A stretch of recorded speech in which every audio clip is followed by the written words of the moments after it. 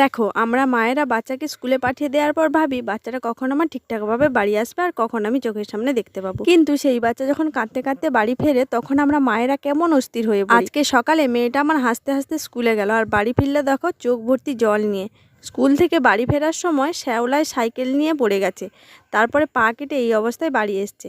আর একটা কথা কি জানো তো, বাচ্চার যতই দুঃখ হোক বা যতই কষ্ট হোক না কেন, বাচ্চার একমাত্র ওষুধ হচ্ছে মায়ের আদর। ও যখন পা কেটে নিয়ে বাড়ি আসে, আমি কিন্তু তখন বাড়ি ছিলাম না, কিন্তু সেই কান্নার মধ্যেও ওর মুখ থেকে একটা কথাই বেরাচ্ছিল যে মা তুমি কোথায় গেছো। ওর কান্নার আওয়াজ শুনে আমি ছুটে বাড়ি এসে দেখি আমার বাচ্চাটা এইভাবে কাঁদছে।